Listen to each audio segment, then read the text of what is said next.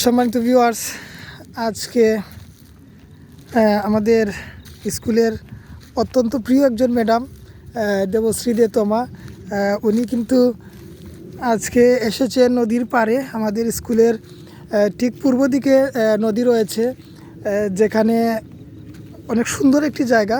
Madam এসেছেন আজকে এই জায়গায় বেড়ানোর জন্য। আসলে এই নদীর পানিগুলো দেখতে অনেক ভালো লাগে, খুব সুন্দর একটি নদী।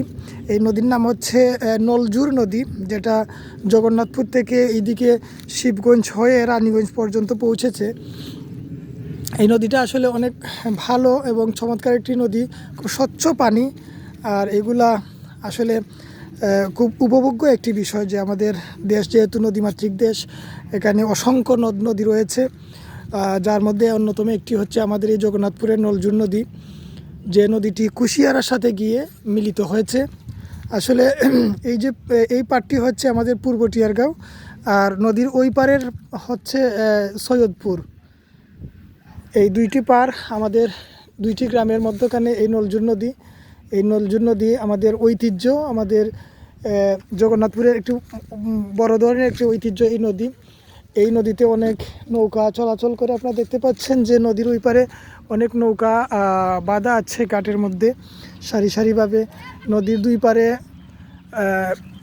দৃশ্য আসলেই খুব দেখার মতো চমৎকার একটি দৃশ্য, আসলে ভালো লাগার মতো একটি মুহূর্ত। আর নদী, মাটি, মানুষ, আমরা যেহেতু মাছে ভাতে বাঙালি মানুষ, এই নদীর সাথে তার একটি আধ্যাত্মিক সম্পর্ক রয়েছে, কারণ এই নদীর মধ্যেই আমাদের প্রধান খাদ্য বাস করে। এই নদী থেকেই আমাদের যে আমরা যে বাঙালিরা যে প্রধান খাদ্য মাছ, সেটা আমরা পাই। আর এই নদীর তীরেই কিন্তু আমাদের বসতি, যত ধরনের বসতি রয়েছে সবগুলোই হচ্ছে এই নদী কেন্দ্রিক। প্রাচীনকালে নদী কেন্দ্রিক, সমুদ্র কেন্দ্রিক সব বাণিজ্য গড়ে উঠেছিল। সেই সুবাদে নদী আমাদের অত্যন্ত আপনজন। আর যেহেতু আমাদের নদীমাতৃক দেশ, সেই জন্য আমরা এই অসংখ্য নদী পেয়েছি। এটা আমাদের দেশের প্রাকৃতিক সৌন্দর্য। সেই সৌন্দর্য অবলোকন করছেন আমাদের স্কুলের দেবশ্রী দে তমা ম্যাম।